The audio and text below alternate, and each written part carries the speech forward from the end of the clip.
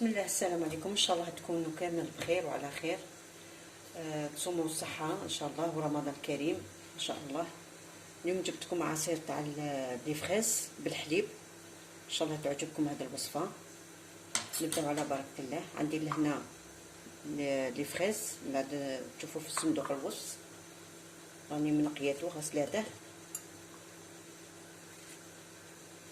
نقيه نقطعه طرف باش نطحنه.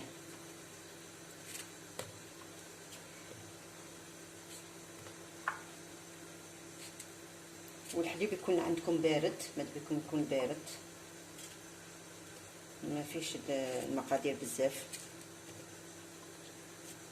مع الصيام، واحد يكون عطشان وكاع تجيكم بارده هذا العصير.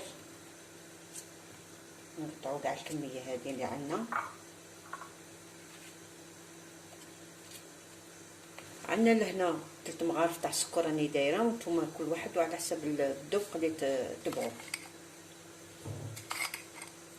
2 3. وعندي نص لتر تاع حليب قلت لكم بارد، ندير شويه نميكسيه ونعاود نزيد نكمل الحليب. بسم الله. نكمل الحليب تاعنا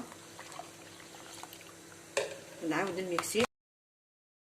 نتوما بغيتو تخلوه هكا على الطبيعه تاعه، بغيتو ديروا له شويه كولور احمر ديروا له، لكم الاختيار. انا ندير غير نص مغرفه صغير تاع الكولور تاع لي فريز، ما تكتروش. نصفيه دروك باش ما يقعدش هذاك الحبيبات تاوعه.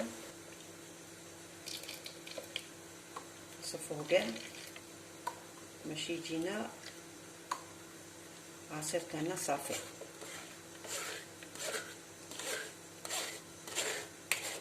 هنا شوفوا كيف يقعد هذا الزريعه تاعه، ويجي ثقيل ويجي مليح في الدار.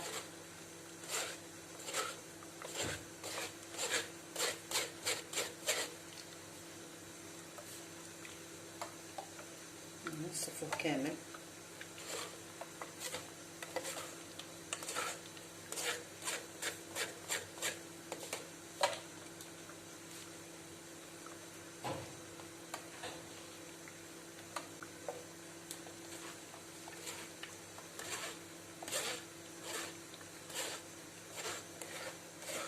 اول العصير تاعنا رانا صفيناه، شو جا علامه يجيك الكاسيس. نديرو في قرعه لهنا، نعمرو الكرفه تاعنا. جا ثقيل، جا كمل الياغورت. ان شاء الله تعجبكم هذه الوصفه وتجربوها.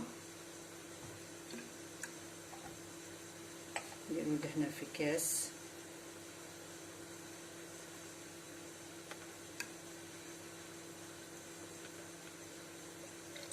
الوصفه تاعنا